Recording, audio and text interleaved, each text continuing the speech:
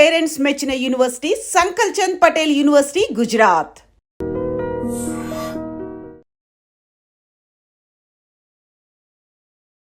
Welcome to iDream Media. So cancer అన్ని అవయవాలకు వస్తుంది. అయితే కోలోరెక్టల్ క్యాన్సర్ అయితే చాలా సర్వసాధారణంగా మనం చూస్తూ ఉన్నాము. 4th మోస్ట్ కామన్ క్యాన్సర్ అని కూడా చెప్తూ ఉన్నారు. ఎందుకు ఈ ప్రాబ్లం ఇంతలా పెరిగిపోయింది? కోలోరెక్టల్ క్యాన్సర్ వస్తే ఎలాంటి లక్షణాలు కనపడతాయి? సో రాకుండా జాగ్రత్తలు ఏం తీసుకోవాలి? వస్తే ట్రీట్మెంట్ అంటే ఏముంది? పూర్తి వివరాలు తెలుసుకుందాం. మనతో పాటు ప్రముఖ surgical oncologist doctor Satish Pawar ఉన్నారు. డాక్టర్ గారు నమస్తే. డాక్టర్ గారు, జనరల్గా క్యాన్సర్ అంటే ప్రతి అవయవానికి క్యాన్సర్ వస్తుంది. ఈవెన్ స్కిన్ ఇక్కడ కూడా చేతుల మీద కూడా క్యాన్సర్ వస్తుంది అని చెప్తూ ఉంటారు. ప్రత్యేకంగా కోలోరెక్టల్ క్యాన్సర్ ఇది మోస్ట్ కామన్ క్యాన్సర్గా చూస్తూ ఉన్నామంటున్నారు. ఎందుకు ఈ మధ్యలోనే ఈ మధ్యకాలంలో ఎంత పెరిగిపోయింది ఇది? సో బేసిక్గా పాశ్చాత్య దేశాన్ని పోలిస్తే వెస్ట్రన్ పాపులేషన్లో colorectal cancer incidence 3rd most. So మన దేశానికి వస్తే 4th కామన్ క్యాన్సర్. సో తేడా ఉంది. కానీ ఏంటంటే మనం కూడా వెస్టర్నైజేషన్, అంటే మనము వాళ్ళు తినే అలవాట్లు మనం చేసుకుంటున్నాము, వాళ్ళ లైఫ్ స్టైల్ మనం అడాప్ట్ చేసుకుంటున్నాం కాబట్టి ఇన్సిడెన్స్ అర్బన్ ఏరియాస్లో పెరుగుతోంది దగ్గరంగా. కోలోరెక్టల్ క్యాన్సర్ అంటే కోలను రెక్టమ్ రెండింటికి వచ్చే క్యాన్సరా? అవును. సో కోలోరెక్టల్ క్యాన్సర్ అనేది బేసిక్లీ ఇన్సిడెన్స్ అవన్నీ పెద్ద పేగు వచ్చేసి కోలన్ అంటాము, దాని చివరి భాగం వచ్చేసి రెక్టమ్ అంటాము. సో అందుకే అది ఇన్సిడెన్స్ కామన్ కాజెస్ ఒకటే కాబట్టి దాన్ని కోలోరెక్టల్ క్యాన్సర్స్ కింద కన్సిడర్ చేస్తాం. పెద్ద ప్రేగులో వస్తే కోలన్ క్యాన్సర్ అంటాము, చివరి భాగంలో వస్తే రెక్టమ్ అంటాం. ఓకే. అయితే ఇది ఎందుకు వస్తుంది డాక్టర్ గారు? కోలోరెక్టల్ క్యాన్సర్ అనేది basically life style disease changes వల్ల అని అనుకోవచ్చు మనం. ఇప్పుడు ఇంతకుముందు మన దేశంలో మనం హై ఫైబర్ డైట్ వాడతాం. సో మనకేంటంటే కాన్స్టిపేషన్ చాలా తక్కువ, ఇన్సిడెన్స్ ఆఫ్ కాన్స్టిపేషన్ చాలా తక్కువ. సో మన స్టూల్స్ కూడా చాలా సాఫ్ట్గా ఉంటాయి. సో దానికి కారణం మెయిన్లీ హై ఫైబర్ డైట్. దాని నుంచి మనం నిదానంగా దూరంగా వెళ్ళిపోతున్నాం. సో ఈ పిజ్జాలు, బర్గర్లు, preserved, high meet, red meat ఎక్కువ వాడడం వల్ల ఏంటంటే మనకు కూడా దాంట్లో నిదానంగా చేంజెస్ వస్తున్నాయి. ఎప్పుడు ఏ డాక్టర్ అయినా సరే రెడ్ మీట్ అని చెప్తూ ఉంటారు, అది అంత డేంజరా? So compare to all meats, red meat incidence of cancer causing చాలా ఎక్కువ. దాంట్లో ఫ్యాట్ కంటెంట్ కూడా చాలా ఎక్కువ. కాబట్టి ఇట్ ఈస్ నాట్ ఓన్లీ అంటే క్యాన్సర్ పరంగానే కాదు, ఈవెన్ హార్ట్ కూడా మంచిది కాదు. హై కొలెస్ట్రాల్ ఉంటుంది. ఓకే, తినకూడదు. అయితే తినకూడదు, అవాయిడ్ చేస్తే మంచిది. డాక్టర్ గారు, ఈ కోలోరెక్టల్ క్యాన్సర్ వచ్చిందని ఎట్లా తెలుస్తుంది? ఇనీషియల్లీ అయితే అసలు సిమ్టమ్స్ ఉండవు, అందుకే స్క్రీనింగ్ అనేది వస్తుంది. సో ఇంతకుముందు 50 years అబోవ్ అందరు స్క్రీన్ చేసుకోవాలి. స్క్రీనింగ్ అంటే ఏంటి? మనము జనరలీ ఒక ఫీకల్ ఆకల్ట్ బ్లడ్ టెస్ట్ అని ఉంటుంది. అంటే మన మోషన్లో బ్లడ్ ఉందా లేదో దాంట్లో తెలుస్తుంది అన్నమాట. సో కొలనోస్కోపీ అనేది అట్లీస్ట్ మనము once in 10 years అన్న చేయించుకోవాలి. దాంట్లో ఏంటంటే మనము ఎర్లీ స్టేజ్లో ఏమైనా తెలుస్తుందా, లేకపోతే పాలిప్స్ అని ఉంటాయన్నమాట. అంటే క్యాన్సర్ రాకముందు స్టేజ్ కూడా మనం గుర్తుపట్టి దాన్ని తీసేస్తే మనం క్యాన్సర్ మార్చే వరకు మనము ఆల్మోస్ట్ క్యూర్ అయ్యే ఛాన్సెస్ ఎక్కువగా ఉంటాయి. అన్ని పాలిప్స్ క్యాన్సర్ కింద చేంజ్ అవ్వవు, కొన్ని పాలిప్స్ క్యాన్సర్ కింద చేంజెస్ అయ్యే ఛాన్సెస్ ఉన్నాయి. సో ఆ ముందు స్టేజ్లో పట్టుకుంటే మనం పాలిప్ తీసేస్తే ఇంకా మనం క్యూర్ అయినట్టే కదా. ఓకే. సో అదొకటి. సెకండ్ థింగ్ ఏంటంటే ఈ పర్టికులర్ స్టార్టింగ్లో సిమ్టమ్స్ ఉండవు. సిమ్టమ్స్ ఏంటంటే మనము బేసిక్లీ మోషన్ ద్వారా బ్లడ్ పాస్ చేయడం. జనరల్ ఏమనుకుంటాం మనము, పైల్స్ ఉన్నాయో లేదో ఒకటి మనం అనుకొని కామన్గా ఇగ్నోర్ చేస్తాం. పైల్స్ క్లినిక్ కూడా వెళ్తూ ఉంటాం. సో దాంట్లో కూడా ఏంటంటే క్లినిషియన్స్ కూడా చాలా అవగాహన ఉండాలి. ఇప్పుడు కొంతమంది only anaemia, weakness, fatigue, haemoglobin తగ్గిపోతుంది, అది కారణం తెలియకుండా మనం ఏమనుకుంటాము, మనము ఆహారం సరిగ్గా తీసుకోవట్లేదు కాబట్టి. స్పెషల్ ఎల్డర్లీ పాపులేషన్లో అనీమియా ఉంటే generally upper GI endoscopy, colonoscopy recommend చేస్తాం. సో అది క్లినిషియన్ కూడా తెలియాలి. అనీమియా కరెక్ట్ అవ్వకపోతే Mm. కంపల్సరీ ఈ టెస్టులు చేయించుకోవాలనేది Mm. తెలియాలి. ఈ ఉన్న సిమ్టమ్స్లో అన్ఎక్స్ప్లెయిన్డ్ వెయిట్ లాస్ ఒకటి. Mm. So unexplained weight loss అంటే Mm. మనం డైట్ చేయకుండానే మన అతి జాగ్రత్త పడకుండా వెయిట్ Mm. లాస్ అవుతూ ఉంటే కంపల్సరీ Mm. మనం ఒక కాషన్ రెడ్ ఫ్లాగ్ లాగా తీసుకొని Mm. మనం బ్యూరా టెస్ట్ లేకపోతే మన ఫిజిషియన్ కలవడం జరుగుతుంది. అన్ఎక్స్ప్లెయిన్ వెయిట్ లాస్ అంటే అంటే ఎంత వెయిట్ లాస్ అవుతే మనం దాన్ని ఈ క్యాన్సర్ వల్ల వెయిట్ లాస్ అవుతున్నాం అనుకుంటాము? సో జనరల్లీ 3 monthsలో 10 kgs వరకు వెయిట్ లాస్ Mm. అయితే డెఫినెట్లీ మనము ఓకే. అంతేకాకుండా డాక్టర్ గారు ఇప్పుడు చాలామంది ఈ కోలోరెక్టల్ క్యాన్సర్ గురించే మాట్లాడుకుంటే స్టూల్ పాస్ చేశాక కూడా ఇంకా ఉంది అనే ఫీలింగు, లేకపోతే ఇంకా ఏదో డిఫరెంట్గా ఫీల్ అవుతున్నాము అని కూడా కామెంట్స్ పెడుతూ ఉంటారు. అంటే ఏమేమి లక్షణాలు కనిపిస్తే ముఖ్యంగా ఈ స్టూల్లో మనం డాక్టర్ దగ్గరికి వెళ్ళాలి? సో రొటీన్గా మనకు తెలిసి ఉండాలి. Mm. మనము 1 or 2 times లేకపోతే 2 or 3 times మనము నార్మల్గా స్టూల్ పాస్ చేస్తాం. సో అది కాకుండా ఏదో చేంజెస్ వస్తున్నాయి. బాగా కాన్స్టిపేటెడ్గా ఉంది, మనం రోజు మోషన్స్కి వెళ్ళట్లేదు, లేకపోతే ఎక్కువగా మోషన్స్కి వెళ్తున్నాం, డయేరియా, కాన్స్టిపేషన్, దీన్ని ఆల్టర్డ్ బౌవల్ హ్యాబిట్స్ అని అంటాం అన్నమాట. సో ఇది జరిగినా మనము అంటే క్యాన్సరే ఉండాలని లేదు, ఇన్ఫెక్షన్ కూడా ఉండదు, ఇన్ఫెక్షన్ కూడా కానీ దాన్ని ట్రీట్ చేయాల్సింది. సో ఇది కాకుండా ఏంటంటే మనము కడుపు నొప్పి వచ్చి మోషన్ కంప్లీట్గా వెళ్ళకపోవడము, మళ్ళీ మళ్ళీ మన మోషన్ వస్తున్నట్టు అనిపించడము, బాత్రూమ్కి వెళ్ళడం మోషన్ రాకపోవడము, లేకపోతే మోషన్ అది వచ్చేసింది అని వెళ్ళి బాగా పెయిన్ వస్తుంది, కొద్దిగా మ్యూకస్ పాస్ చేస్తాం కానీ మోషన్ రాదు, టెనిస్మస్ అంటాం దాన్ని. మోషన్తో పాటు బ్లడ్ రావడము, లేకపోతే మ్యూకస్తో పాటు బ్లడ్ రావడము, ఇలాంటి రకరకాల సిమ్టమ్స్ ఉంటాయన్నమాట. మ్యూకస్తో పాటు బ్లడ్, ఓన్లీ బ్లడ్. ఓకే. ఎందుకంటే ఆ గడ్డ అయితే ఏదైతే ఉంటుందో పెద్ద పేగులో ఆ గడ్డ మోషన్ని ఆపుతుంది అన్నమాట. సో అప్పుడు ఓన్లీ మ్యూకస్తో పాటు బ్లడ్ కూడా, అంటే అది గడ్డ ద్వారా బ్లడ్ అయితే ఏదో వస్తుందో అండ్ నార్మల్ సెక్రేషన్స్, కోలన్లో సెక్రేషన్స్ వచ్చేసి దాన్ని మ్యూకస్ అంటాము, రెండు. ఓకే. ఇప్పుడు ఈ క్యాన్సర్ వచ్చింది డాక్టర్ గారు, కోలోరెక్టల్ క్యాన్సరే వచ్చింది అన్నప్పుడు వాళ్ళకి ట్రీట్మెంట్ అంటే ఇప్పుడు చాలామంది భయపడతారు, ఇప్పుడు మోషన్ బ్యాగ్ తీసి బయట పెట్టేస్తారేమో, సర్జరీ ఉంటుందేమో, నార్మల్ లైఫ్ లీడ్ చేయమేమో అని. నిజంగానే అలా ఉంటుందా? ఏమైనా అడ్వాన్స్ ట్రీట్మెంట్స్ వచ్చాయా?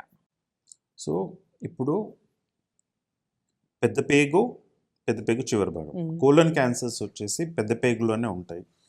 అది మనము ఓన్లీ గడ్డ వరకు తీసి జాయిన్ చేసే అవకాశాలు ఆల్మోస్ట్ 90 to 95% ఉంటుందన్నమాట. చాలా ఏజ్ ఎక్కువ ఉంది, అది జాయిన్ చేయడము ఈజీ కాదు, అది హీల్ అవ్వదు అంటేనే అప్పుడు పేగు బయట పెడతాం, లేకపోతే మోస్ట్ ఆఫ్ ద టైమ్స్ పెద్ద పేగు కోలన్ క్యాన్సర్స్లో లోపలే కుడతాం అనమాట. సో ఇప్పుడు అడ్వాన్సెస్ వచ్చిన తర్వాత లాప్రోస్కోపీ ద్వారా చేయడము, రోబోటిక్ ద్వారా చేయడము, మనకు ఇవన్నీ కుట్టడం ఈజీ అయిపోయింది రోబోటిక్ ద్వారా చేస్తే. ఈ స్టేప్లర్స్ అనేవి వచ్చాయి, మనం ఈజీగా ఇవన్నీ జాయిన్ చేయగలుగుతాము. సో ఆ ఫెసిలిటీ వచ్చింది కాబట్టి మనం పర్మనెంట్ స్టోమా అనేది చాలా ఇన్సిడెన్స్ తగ్గిపోతుంది. అంటే పేగు బయట పెట్టడము ఆ ఇన్సిడెన్స్ అనేది నిదానంగా తగ్గిపోతుంది అనమాట. అది కాకుండా ఏంటంటే ఇంటర్స్పింక్టరిక్ రిసెస్, ఎక్కడైతే చివరి భాగం రెక్టంలో వస్తాయో మనము ఓన్లీ స్పింక్టర్, మనకు మోషన్ వచ్చిందంటే మనం ఆపుకోగలుగుతాం, ఓకే, వెంటనే వెళ్ళము, ఆపుకోగలిగే కెపాసిటీ మనకు ఉంటుంది. అది స్పింక్టర్స్ ద్వారా అనమాట. స్పింక్టర్స్ అనేది మజిల్స్ ఉంటాయన్నమాట, ఆ లేయర్స్ మనని మోషన్ వచ్చినా మనం ఆపుకోగలిగే కెపాసిటీ ఉంటుంది అనమాట. అది కంప్లీట్లీ క్యాన్సర్ ద్వారా ఎఫెక్ట్ అయితేనే మనం కంప్లీట్గా అది తీసేసి పర్మనెంట్ స్టోమా పెడతాము. పర్మనెంట్ అంటే నార్మల్గానే ఉంటుంది, అది కూడా బ్యాగ్ ఉంటుంది, బ్యాగ్ ద్వారా మోషన్, బ్యాగ్లో మోషన్ వస్తూ ఉంటుంది. ఓకే. ఇబ్బందిగా డాక్టర్ గారు? ఇబ్బంది అంటే మనకు జనరల్ ఏమంటాం అంటే ఇప్పుడు తక్కువ ఏజ్ ఉంది, ఇలాంటి హయ్యర్ ఎండ్ సర్జరీస్ మేము రికమెండ్ చేస్తాం. బిలో 40-45 years ఉంది, వాళ్ళు కంట్రోల్ చేయగలుగుతారు, లైఫ్ స్టైల్ కొద్దిగా చేంజ్ చేసి వాళ్ళు చేయగలుగుతారు. కొద్దిగా ఏజ్ ఎక్కువ ఉంటే ఇలాంటి సర్జరీస్ మేము రికమెండ్ చేయం. ఎందుకంటే మీరు చేసిన మనంలో అది స్పింక్టర్స్ కాపాడి మనం గుళ్ళో కింద కుట్టినా ఏంటంటే మీకు అట్లీస్ట్ ఒక 15-20 టైమ్స్ మోషన్కి వెళ్తా ఉంటే మీ లైఫ్ ఎలా ఉంటుంది చెప్పండి. దానికంటే back better. Okay, normal life lead చేయొచ్చు. నార్మల్ లైఫ్ లీడ్ చేయొచ్చు. ఎంతోమంది ఇప్పుడు ముస్లిమ్స్ అడుగుతూ ఉంటారు మేము నమాజ్ చేయొచ్చా అనేది. హిందూస్ అడుగుతారు మేము గుడికి వెళ్ళొచ్చా అంటే వెళ్ళొచ్చు. ఏమి అంటే ఎటువంటి వాళ్ళకి ఇబ్బంది మోషన్ ఉండదు. వెళ్ళేది తెలుసా డాక్టర్ గారు? తెలుస్తుంది. ఓకే. నిదానంగా వాళ్ళకి ట్రైనింగ్ కూడా ఇస్తాము అనమాట. ట్రైనింగ్ కూడా ఇస్తాము. వాళ్ళకి ఓన్లీ 1 or 2 టైమ్స్ మోషన్ వచ్చేటట్టు కూడా చూస్తాం. ఓకే. సో ఏదైనా ట్రీట్మెంట్స్ అయితే వచ్చాయి. ఇక తప్పనిసరి పరిస్థితి అది చాలా సీవియర్ స్టేజ్ ఉన్నప్పుడు లేదా మీరు చెప్పిన ఆ భాగంలో వచ్చినప్పుడు మాత్రమే స్టోమా చేస్తాం. ఓకే. ఇప్పుడు ఆ క్యాన్సర్ కణితి వరకు తీస్తారు కదా డాక్టర్ గారు? అవును. అంతేనా? ఇంకా మళ్ళీ మళ్ళీ వచ్చే అవకాశం ఉంటుందా? సో జనరల్ ఏంటంటే ఇప్పుడు ఈ కంటి వరకే తీసేది క్యాన్సర్ ఆపరేషన్ కాదు. క్యాన్సర్ సర్జన్ అనేది మార్జిన్స్ అంటాం. అంటే ఇప్పుడు ఒక గడ్డు ఉందనుకోండి, పైన ఒక 5 సెంటీమీటర్స్, కింద 1 or 2 సెంటీమీటర్స్, అది నార్మల్ తీస్తేనే చుట్టూతా కూడా నార్మల్ ఫ్యాట్ ఉండాలి. క్యాన్సర్ కణాలు చివరి వరకు ఉండకూడదు. అంటేనే అది తిరిగి రాకుండా ఉండే అవకాశాలు చాలా ఎక్కువగా ఉంటాయి. సో మళ్ళీ మళ్ళీ రాకుండా ఉండాలంటే ఇంకా వేరే ట్రీట్మెంట్స్ కూడా ఇస్తారు. సో ఇప్పుడు ఏంటంటే రెక్టంలో స్పెషలీ మనము కీమోథెరపీ, రేడియేషన్ ఇచ్చి గడ్డను కరిగించిన తర్వాతే సర్జరీస్ చేస్తాం ఎక్కువ మటుకు. ఎందుకంటే చాలా అడ్వాన్స్ స్టేజ్లో ప్రజెంట్ అవుతారు మన దేశంలో పర్టికులర్లీ. సో అప్పుడు ఏంటంటే ఆపరేషన్ చేయడం కూడా మాకు సులభంగా చేయగలుగుతాం మనం. గడ్డ వరకు తగ్గిన తర్వాత, గడ్డ చిన్నగా అయిన తర్వాత, ఇప్పుడు ఒక 10 సెంటీమీటర్ గడ్డ ఉందనుకోండి, అదే ఒక 4-5 సెంటీమీటర్ అయిందనుకోండి, చేయడం కూడా ఈజీ అవుతుంది మాకు. సర్జరీ చేయడం కూడా ఈజీ అవుతుంది. మేము కంప్లీట్గా తీసే అవకాశాలు కూడా పెరుగుతాయి అన్నమాట. మేల్ ఫీమేల్ ఎవరిలో ఎక్కువ వస్తుంది? ఇన్సిడెన్స్ వచ్చేసి మేల్స్లో ఎక్కువ ఉంది. కొన్ని ఇప్పుడు నార్త్ ఈస్ట్ ఇండియాలో ఇన్సిడెన్స్ ఆఫ్ కొలరెక్టల్ క్యాన్సర్ ఫీమేల్స్లో కొద్దిగా ఎక్కువ ఉంది మేల్స్ కంటే. కారణం తెలీదు. ఫైబర్ రిచ్ ఫుడ్ తీసుకోవాలి, స్క్రీనింగ్ చేయించుకోవాలి. స్క్రీనింగ్ అంటే ఇది colonoscopy, faecal occult blood test అని ఉంటుంది. ఇయర్లీ వన్స్ చేయించుకోవాలి. Occult blood test yearly once చేయించుకోవాలి. కొలనోస్కోపీ ఒక్కసారి చేయించుకుంటే 10 years వరకు చేయించుకోనక్కర్లేదు. 40 ఏళ్ళు దాటిన వాళ్ళు చేయించుకోవాలి. 40 years తర్వాత ఇది వస్తుంది డాక్టర్ గారు? ఎక్కువ ఛాన్సెస్ ఉన్నాయి. ఇక అండర్ 40 వస్తే ఇంకా మన తలరాత అనుకోవాలి. కానీ జనరలీ అబౌవ్ 40 years వస్తుంది. అసలు ఏ క్యాన్సర్ అయినా ఎందుకు వస్తుంది? ఏ క్యాన్సర్ అయినా ఎందుకు వస్తుందంటే ప్రధానంగా కారణాలు తెలియదు. ఎవరికైనా రావచ్చు. మనకు ఈ డిఎన్ఏ లెవెల్లో, మన జెనెటిక్ లెవెల్లో ఎక్కడైతే ఏదో డిస్టర్బెన్స్ జరుగుతుంది, ఆ డిస్టర్బెన్స్ వల్ల ఆ క్యాన్సర్ అనేది పెరుగుతుంది. అన్కంట్రోల్డ్ గ్రోత్ అనేది క్యాన్సర్ అన్నమాట. మనం దాన్ని కంట్రోల్ చేయలేకపోతున్నాం. ఆ గ్రోత్ని అన్కంట్రోల్గా అది పెరుగుతూ ఉంటుంది. దాన్నే క్యాన్సర్ అంటారు. సో మీరు అన్నట్లుగా నాన్ వెజ్ ఎక్కువగా తీసుకోకూడదా? రెడ్ మీట్ అనేది డిస్టర్బ్ చేస్తుంది డాక్టర్? డిస్టర్బ్ చేస్తుంది తప్పకుండా. ఎస్. సో కోలుకునే ట్రీట్మెంట్స్ వచ్చాయి, అంటే వెరీ అడ్వాన్స్ ట్రీట్మెంట్స్ వచ్చాయి. తొందరగానే దాని నుంచి బయటపడవచ్చు. మళ్ళీ మళ్ళీ రాకుండా ఉండాలంటే జాగ్రత్తలు తీసుకోవాల్సిందే. ఫైబర్ రిచ్ ఫుడ్ తీసుకోవాలి, హెల్తీ లైఫ్ స్టైల్ మెయింటైన్ చేయాలి. సో ఇవన్నీ కూడా స్ట్రెస్ ఉండకూడదు, నిద్ర ఉండకూడదు, ఇవన్నీ కూడా మ్యాటర్ అవుతుంది. సో అందరు ఫాలో అవ్వాలని కోరుకుందామండి. భయపడాల్సిన పని లేదు, చాలా అడ్వాన్స్ ట్రీట్మెంట్స్ వచ్చాయి ఎలాంటి దానికైనా. ఇంకా కొంతమంది డాక్టర్ గారు ఏదైనా ఒక లక్షణం కనిపిస్తే, అంటే కొంచెం సస్పెక్టెడ్గా ఉన్న, రెడ్ ఫ్లాగ్ లాగా ఉన్నా వెళ్ళరు, ఏమైనా చెప్తారేమోనని. సో అలా వెళ్తే తొందరగా ఉన్న స్టేజ్లోనే, ముందస్తు స్టేజ్లోనే గుర్తుపట్టడం, దాన్ని తగ్గించడం అనేది జరుగుతుంది. ఇంకా అవేర్నెస్ అనేది ఇంకా పెరగాలి. సో బేసికల్గా అలాంటి ప్రైవేట్ పార్ట్స్ దగ్గర కోసం వెళ్ళాలి ట్రీట్మెంట్ కోసం అంటే ఇంకా భయపడే పరిస్థితి ఉంది. ఇంకా సోషల్ స్టిగ్మా అనేది ఉంది. కానీ ఏంటంటే మనకు చిన్న సిమ్టమ్స్, ఇప్పుడు తక్కువ సిమ్టమ్స్కి వెళ్ళి మనం ఎర్లీ స్టేజ్లో డిటెక్ట్ అయ్యి క్యూర్ రేట్ పెరిగినాక చేయించుకుంటే మంచిదా, లేకపోతే అడ్వాన్స్ స్టేజ్లో మనం బాధపడి దాని నుంచి సఫర్ అయ్యి మళ్ళీ చేయించుకుంటే ఇంకా ఎక్కువ ట్రీట్మెంట్ అవుతుంది. అడ్వాన్స్ స్టేజ్లో ప్రెజెంట్ అయితే కీమోథెరపీ ఉంటుంది, రేడియేషన్ ఉంటుంది, సర్జరీ ఉంటుంది. సో రకరకాల ట్రీట్మెంట్ కూడా పెరుగుతాయి ఇప్పుడు. ఇంకా దానికైనా బెటర్ ఏంటంటే ఎర్లీ స్టేజ్లో గుర్తించడం ఒకటే. అసలు ముందుగానే స్క్రీనింగ్ ఇవన్నీ కూడా పాలిప్స్ ఉన్నా తెలుస్తుంది, ఏం కొంచెం తేడా ఉన్నా తెలుస్తుంది. కాబట్టి డాక్టర్లు చెప్పిన విధంగా ఫాలో అవ్వాలని కోరుకుందాం. డాక్టర్ గారు చాలా చక్కటి ఇన్ఫర్మేషన్ అండి, ధన్యవాదాలు. And for more videos, Please subscribe to iDream. Please subscribe to iDream. Please subscribe iDream. And please subscribe to iDream. For more videos, subscribe to iDream.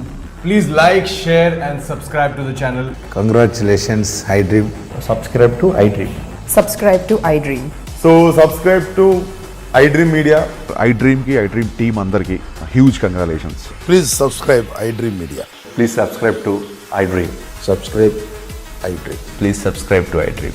iDream అంటే నా కళల ఛానల్ను సబ్స్క్రైబ్ చేసుకున్నారు, నోరు తిరుగుతలేదు, మీరైతే గంట గుర్తు కొట్టండి. For more such videos, please subscribe to iDream. Subscribe to iDream. Please subscribe to iDream. Please subscribe iDream Media. Please do subscribe to iDream. Please subscribe to iDream Media. For best entertainment and information, please subscribe iDream. And don't forget to subscribe to iDream.